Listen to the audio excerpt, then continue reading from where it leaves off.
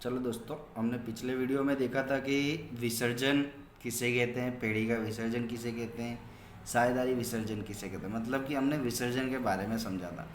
अब हम विसर्जन की पद्धति की बात करें तो विसर्जन किन कारणों से होता है, क्यों किया जाता है। तो विसर्जन की पद्धति में दो कारण हो सकते हैं। एक तो अदालत आदेश दे, मतलब अदालत के द्वारा विसर्जन हो सकता है, या तो अदालत के हस्तक्षेप के बिना विसर्जन हो सकता है। ऐसे दो प्रकार है विसर्जन की पद्धति की। और तीसरा एक आता है विसर्जन की सामान्य प्रक्रिया। सामान्य प्रक्रिया मतलब कि उसका उपज का वितरण हम कैसे करते हैं उसकी बात होती है, ठीक है।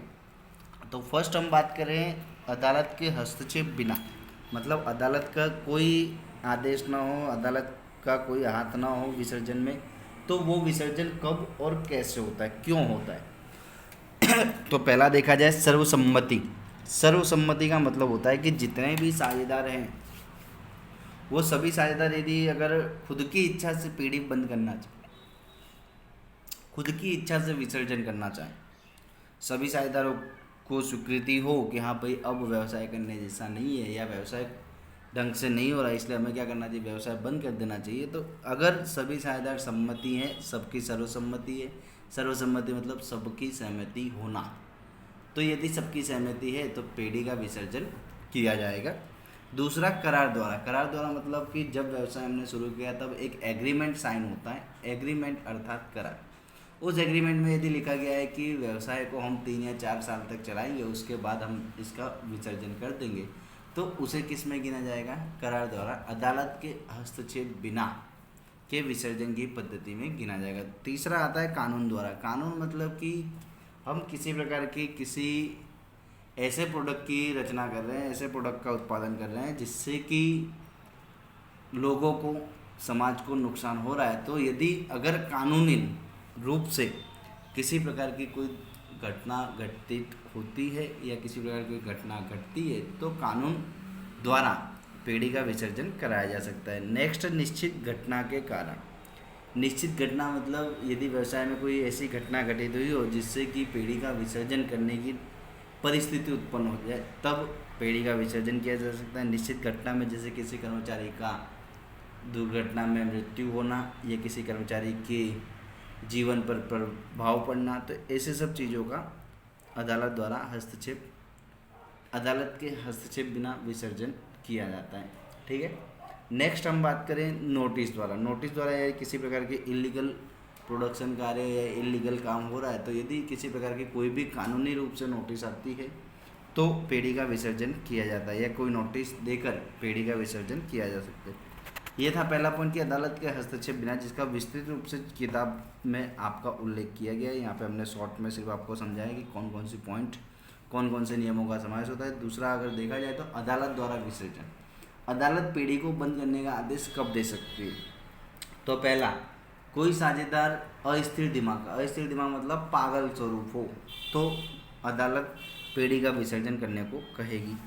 यदि कोई साझेदार अपना कर्तव्य निभाने में असमर्थ है, अपना कर्तव्य नहीं निभा सकता, तो पेड़ी का विसर्जन किया जा सकता है, या कंपनी पेड़ी का विसर्जन, अदालत पेड़ी का विसर्जन करने को कह सकती है।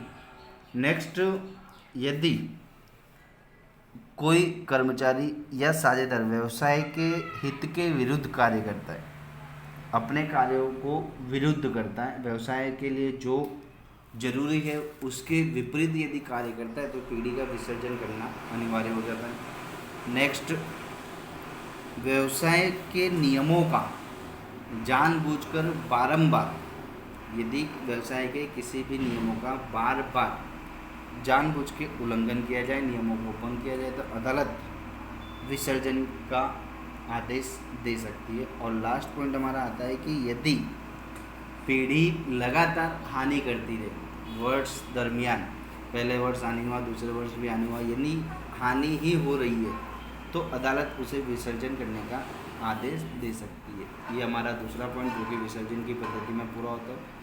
नेक्स्ट आता है सामान्य प्रक्रिया। सामान्य प्रक्रिया मतलब शॉर्ट में यदि हम समझे कि उपज का वितरण, जैसे कि विसर्जन हम कर रहे हैं, हमने पेड़ी बंद की तो हमारे पास जो भी पैसे आ रहे हैं, हमने पेड़ी बंद की तो हमारे पास जो भी पैसे आ रहे हैं, उस पैसे का हम वितरण कैसे करेंगे। तो उस पैसे के वितरण के लिए सबसे पहले जो उपज हमारी है उससे हम विसर्जन खर्च चुकाएंगे। विसर्जन खर्च के बाद त्राहित पक्षकार की लोन या तो दायित्व।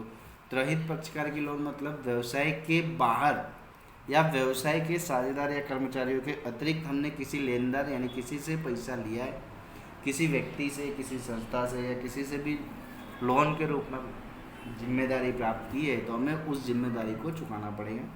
तीसरा हमारा आता है साझेदार का लोन। किसी साझेदार ने अगर लोन लिया है या लोन दिया है तो उसको वो लोन चुकानी पड़ेगी।